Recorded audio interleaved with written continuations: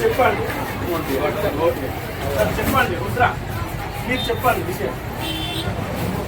So ఏంటంటే 5 years నుంచి మాకు స్కాలర్షిప్ అంటే ఏమి ఇవ్వట్లేదు గవర్నమెంట్. సో మీ నుంచి అయినా ఇలా కొంచెం డొనేట్ చేస్తే మేమే గవర్నమెంట్ రిటర్న్ ఇద్దామనుకుంటున్నాము. వాళ్ళ మాకు ఎగ్జాంపుల్ పెట్టారో తెలియదు, యూనివర్సిటీ వాళ్ళు స్కాలర్షిప్ ఇవ్వట్లేదు. సో మీ నుంచి ఇట్లా ఇచ్చి ఇద్దామనుకుంటున్నాం. స్కీమ్స్ దానికి ఎడ్యుకేషన్ మీద ఏం స్కీమ్స్ పెట్టలేదు ఎక్కువవరకు అయితే. గవర్నమెంట్ ఎప్పుడూ పైసలు అనేది ఉంటుంది కదా. సరే మా తరఫున మేము భిక్ష ఆర్డర్ వేసి మేమే ఇస్తున్నాం గవర్నమెంట్ అని చెప్పేసి చేద్దామని చెప్పేసి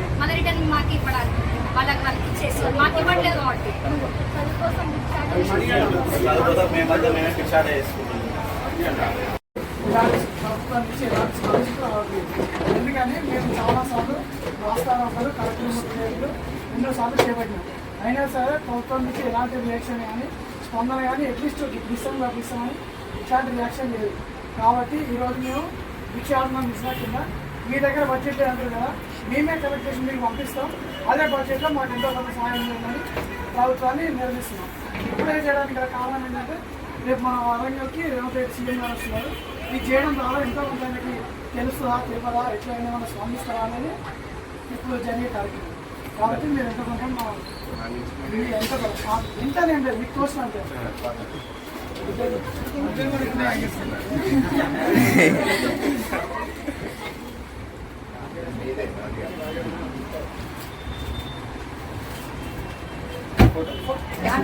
స్టార్ట్ అయినప్పటి నుండి మాకంటూ అసలు స్కాలర్షిప్స్ ఇవ్వట్లేదు గవర్నమెంట్. సో ఆ స్కాలర్షిప్ రాకపోతే మా కాలేజ్ కష్టం అవుతుంది. మమ్మల్ని ఒత్తిడి చేస్తున్నారు ఫీజెస్ కట్టాలని. మేము ఆ కట్టే పొజిషన్స్లో లేము. మళ్ళీ వాళ్ళు ఎంతవరకు ఇవ్వాలంటే ఒక 7,000 కోట్ల వరకు ఇవ్వాలి గవర్నమెంట్ మొత్తం ఫీజ్ రియంబర్స్మెంట్ మొత్తం కలిసి. ఇలా వాళ్ళు ఇవ్వట్లేదు కాబట్టి మేమే షాప్కి వెళ్ళి భిక్షాటన చేసి గవర్నమెంట్కి రిటర్న్ ఇద్దామనుకుంటున్నాం. వాళ్ళకి ఇచ్చి వాళ్ళైనా మా కాలేజ్ వాళ్ళకి ఇస్తారని అనుకొని మేము ఇలా భిక్షాటన చేస్తున్నాము. మీ నుంచి ఏమైనా వస్తాయా?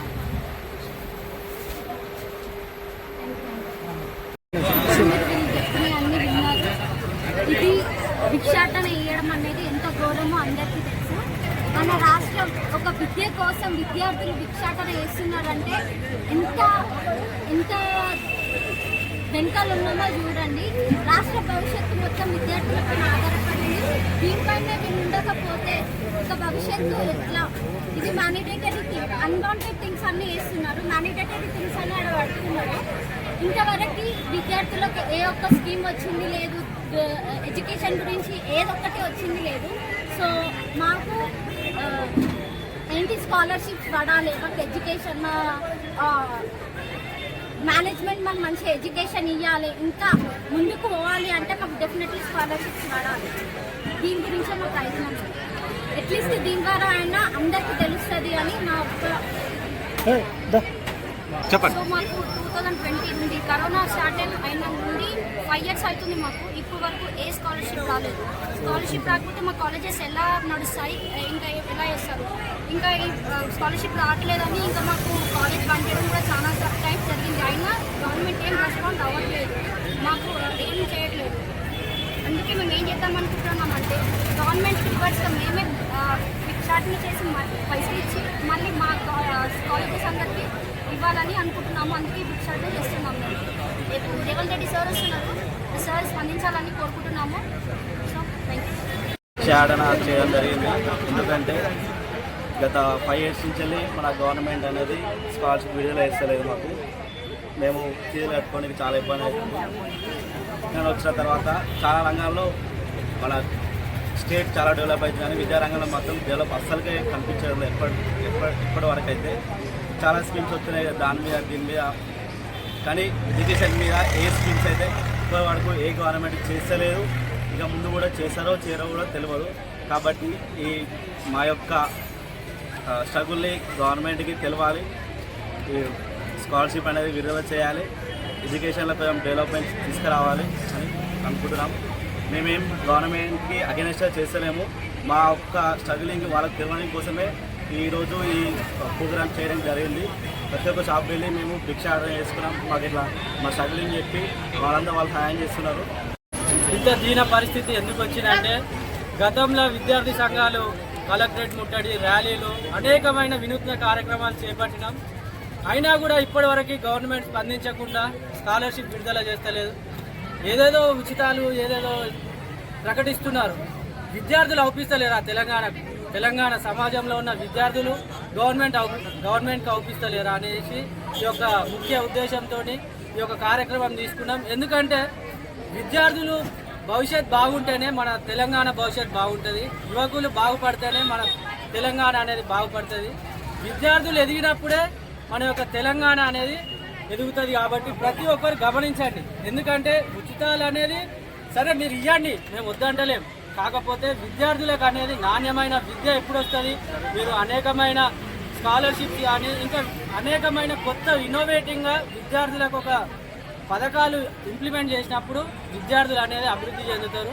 అంతేకాకుండా రేపు మనకి ముఖ్యమంత్రి గారు స్టేషన్ కాన్పూర్ వస్తున్నారు. ఎందుకు?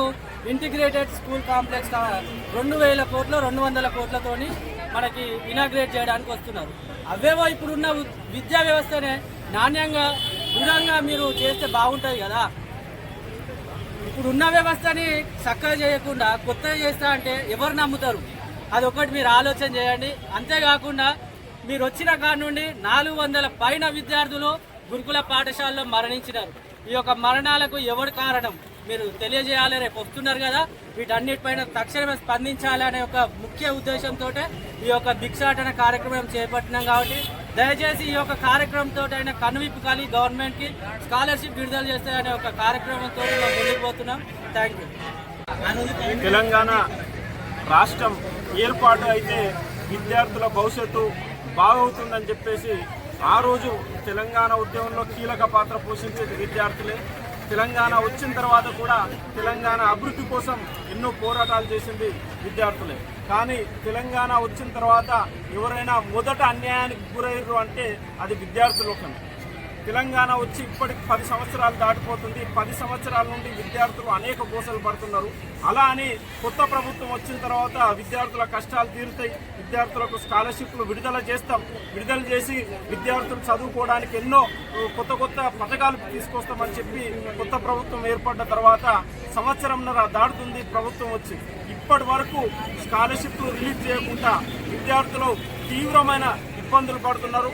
ఎలా అంటే ఎగ్జాములు రాద్దామంటే విద్యార్థులకు కాలేజీలకు స్కాలర్షిప్లు రాక విద్యార్థులనే ఫీజులు కట్టమనే పరిస్థితి. విద్యార్థులు ఎక్కడి నుండి కడతారు? ప్రభుత్వాలు స్కాలర్షిప్లు రిలీజ్ చేయండి. విద్యార్థులు వాళ్ళ పేద పరిస్థితి నుండి విద్యార్థులు ఫీజులు కట్టలేక ఈరోజు కనీసం ప్రభుత్వం స్కాలర్షిప్లు వెంటనే రిలీజ్ చేయాలంటే ప్రభుత్వం దగ్గర డబ్బులు లేవు అనే విధంగా మాట్లాడుతున్న సందర్భంగా జనగామలో వందే మాతరం స్టూడెంట్ ఫెడరేషన్ ఆధ్వర్యంలో ఇవాళ విద్యార్థులందరూ రోడ్డెక్కి విద్యార్థులు భిక్షాటన చేసి ప్రభుత్వం దగ్గర డబ్బులు లేవు కదా, మేమే భిక్షాటన చేసి ప్రభుత్వానికి డబ్బులు ఇస్తాం, ఆ డబ్బులతోనైనా స్కాలర్షిప్లు కాలేజీలకు కట్టండి, అప్పుడైనా మాకు ఎగ్జాములు పెడతారు, మాకు చదువు చెప్తారని చెప్పేసి ఈరోజు విద్యార్థులందరూ